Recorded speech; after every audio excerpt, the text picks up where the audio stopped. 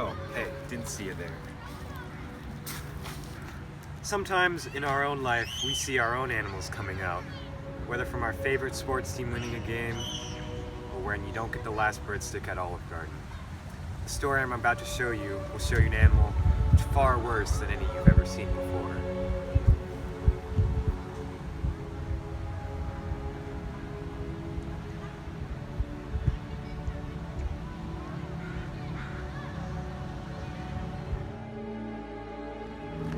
In Jan Martel's Life of Pi, he describes how if one is subject to extreme conditions, he will always revert back to their animal instinct in order to survive.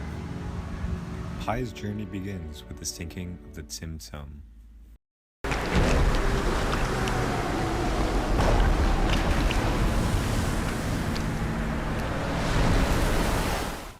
After he has finally been surviving off of food rations and fish for weeks on end, Pi first shows signs of his animalistic instinct coming out when he describes his ability to rely on instinct to hunt for other animals.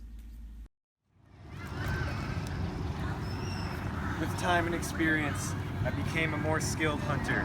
I grew bolder and more agile. I developed an instinct, a feel for what to do. My name is Bear Grylls. I got it. Come here. And this one is gonna be a cracker. The practice of hunting animals to Pi was foreign, as his entire life he has taken care of and only watched the animals at the zoo. He was a strict vegetarian his entire life, switching from vegetarianism to being a carnivore for the sake of staying alive demonstrates the lengths Pi is willing to go to self-preserve. Even though it goes against what his beliefs are, he pushes them aside in favor of his animalistic survival instinct. Later on, Pi has almost run out of his survival rations, and the thought of food has overpowered any of his other instincts. He's willing to eat almost anything at this point, and it's described when he details the method he eats and picks at his food. It was a great discovery when I found that a fresh-tasting fluid could be sucked out of not only the eyes of a larger fish, but also from their vertebrae.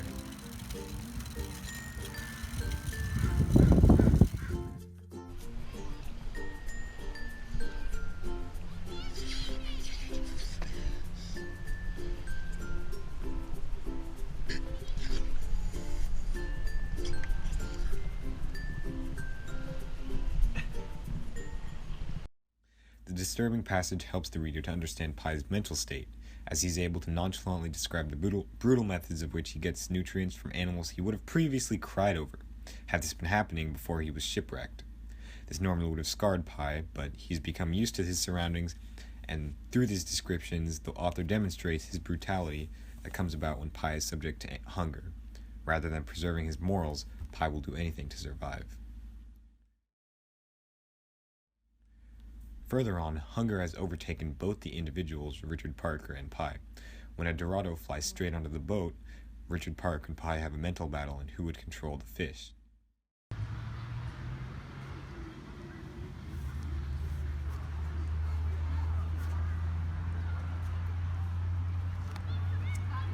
And so, in a moment of insanity brought on by hunger, because I was more set on eating than I was staying alive, without any means of defense, naked in every sense of the term, I looked Richard Parker straight in the eye.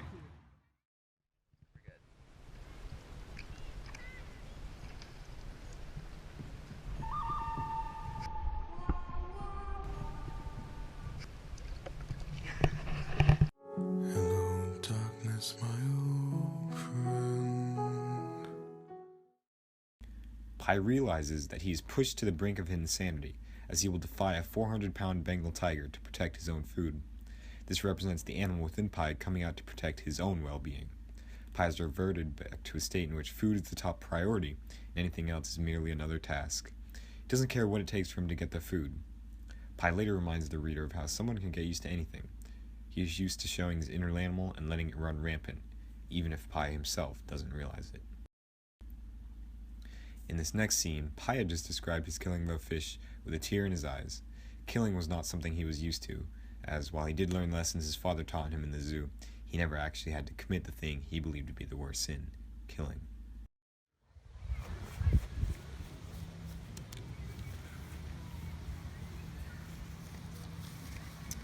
You may be astonished that in such a short period of time, I would go from weeping over the muffled killing of a flying fish to gleefully bludgeoning to death a Dorado. But it is simple and brutal. A person can get used to anything, even killing. Why?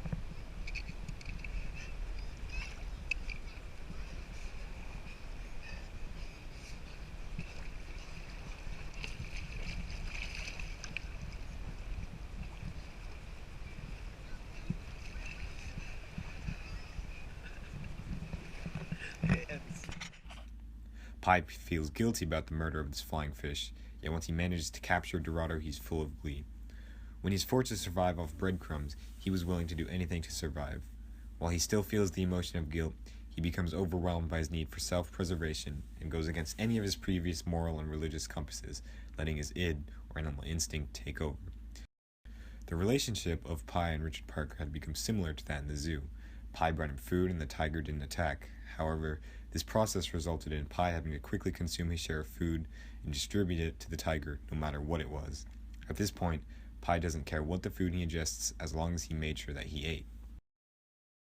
It came as an unmistakable indication to me of how low I had sunk the day I noticed, with a pinching of the heart, that I ate like an animal. That this noisy, frantic, unchewing wolfing down of mine was exactly the way Richard Parker ate.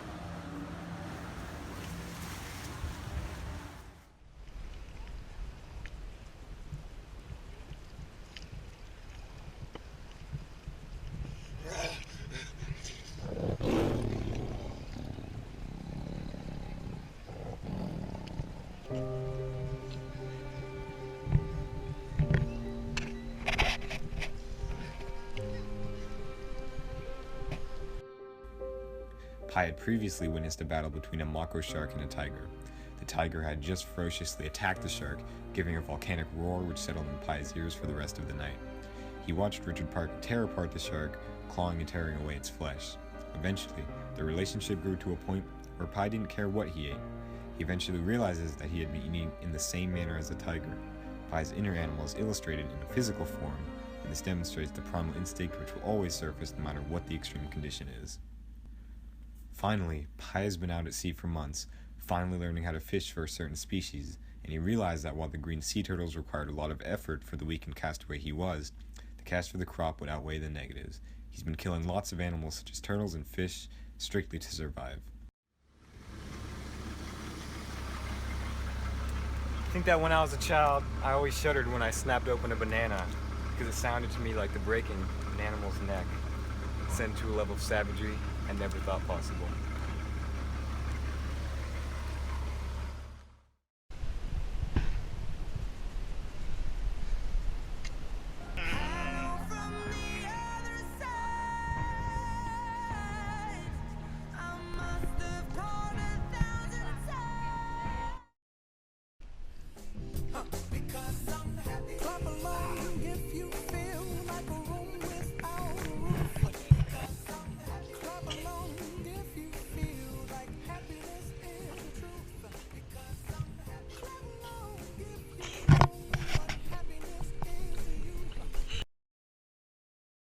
Because Pi had put in so much effort to getting food, once he finally got the turtle, he realized that he was eating in a way that took him completely by surprise.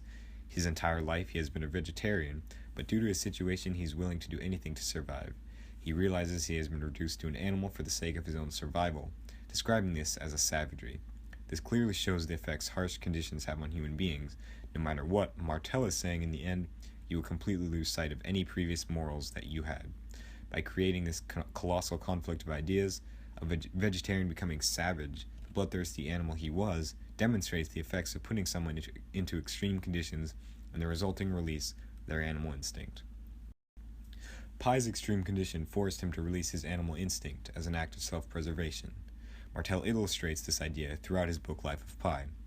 While his story does come with a happy ending, one must always remember to be careful, as one is subject to extreme conditions, they will always revert back to their animal instinct in the name of survival.